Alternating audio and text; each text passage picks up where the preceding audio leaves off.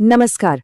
आज हम बात करेंगे हिंदी की एक बहुत ही खास कविता की और उसके रहस्यों की।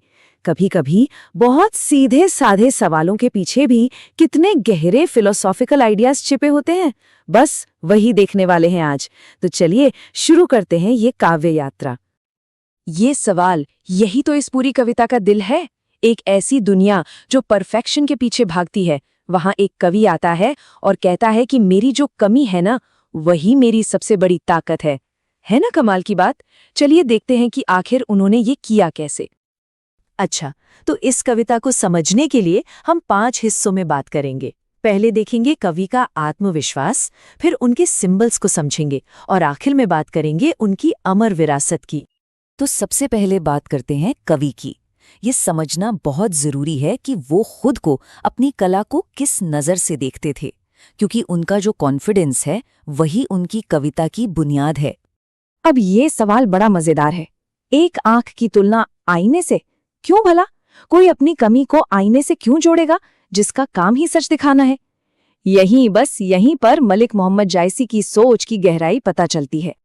तो बात यह है कि जायसी के लिए उनकी एक आंख कोई कमी थी ही नहीं, बल्कि वो तो क्लैरिटी का, साफ साफ देखने का एक जरिया थी। उनके लिए वो कोई फिल्टर नहीं था जो दुनिया को बदल दे, बल्कि एक आईना था जो दुनिया को उसकी असलियत में, उसकी सच्ची खूबसूरती में दिखाता था।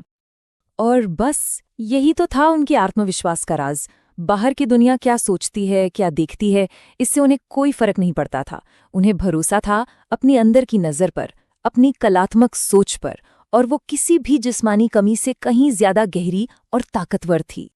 चलिए अब आगे बढ़ते हैं और बात करते हैं इस कविता के सिंबल्स की। जायसी की कविता में ना बहुत सारे मेटाफर्स और सिंबल्स हैं, और अगर हमें उनका मैसेज समझना है तो इन सिंबल्स को डिकोड करना ही होगा। और इसमें ये 3 शब्द, कलंक, कांच और कंचन, ये पहले कड़बक के बिल्कुल सेंटर में है। ये सिर्फ शब्द नहीं है, ये किसी चीज के बदलने की पूरी कहानी बताते हैं। यहाँ कमाल की बात क्या है पता है? ये ट्रांसफॉर्मेशन का प्रोसेस।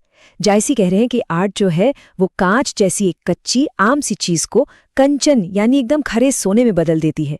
और ये प्रोसेस आसान नहीं होता, इसमें मेहनत लगती है, तपस्या लगती है, बिल्कुल वैसे ही जैसे सोने को कुंदन बनाने के लिए आग में तपाना पड़ता है।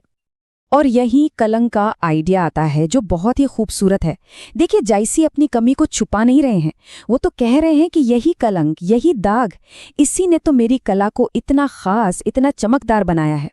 ठीक वैसे ही जैसे चांद भी तो अपने दाग के साथ ही पूरा और खूबसूरत लगता है ना। तो सवाल उठता है कि कवि अपनी कविता घड़ते कैसे हैं? वो कहते हैं उन्होंने इसे रगत के लेई, मतलब खून की गोंद से जोड़ा है। सोचिए, ये सिर्फ स्याही और कागज की बात नहीं है, ये उनके जीवन का, उनके दर्द का, उनके जुनून का हिस्सा है। और जोरी शब्द बताता है कि ये सब कुछ बहुत सोच समझकर, बड़े ध्यान से रचा गया है। अच्छा, तो अब हमने कवि का आत्मविश्वास भी समझ लिया और उनके सिंबल्स भी। तो अब जरा कविता की कुछ सबसे गहरी लाइनों के मतलब में उतरते हैं। ये जो पंक्तियां हैं ना, ये इस कविता का दिल हैं। इसकी फिलॉसफी इन्हीं में छिपी है। चलिए एक एक करके इनके गहरे मतलब को समझते हैं।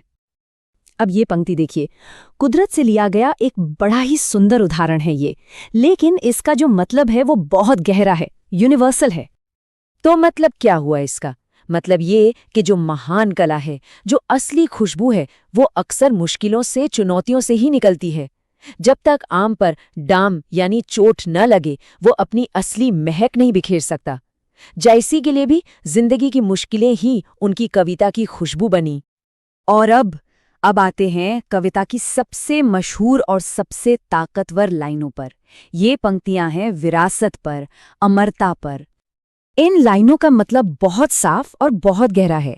इंसान वो तो एक फूल की तरह है, नश्वर, आज है कल नहीं, लेकिन उसकी कीर्ति, मतलब उसका काम, उसकी कला, वो खुशबू की तरह हमेशा जिंदा रहती है। एक तरह से ये कला की ताकत का जश्न है। तो चलिए अब इन सारे आइडियाज को एक साथ जोड़कर देखते हैं और समझने की कोशिश करते हैं कि ये कविता आज भी इतनी असरदार क्यों है। ये सवाल, ये पूरी कविता का निचोड़ है। आखिर वो किस रूप में याद रखे जाना चाहते थे? अपने जिस्मानी वजूद के लिए या फिर किसी और चीज के लिए? जवाब बिल्कुल साफ है।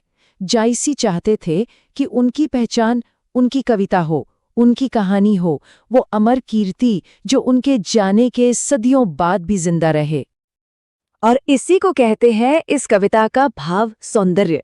इसकी खूबसूरती सिर्फ इसके शब्दों में नहीं है, बल्कि उस गहरे यकीन में है, उस शक्तिशाली विचार में है कि कला कलाकार के मिट जाने के बाद भी जिंदा रहती है, कि क्रिएटिविटी मौत को भी हरा सकती है।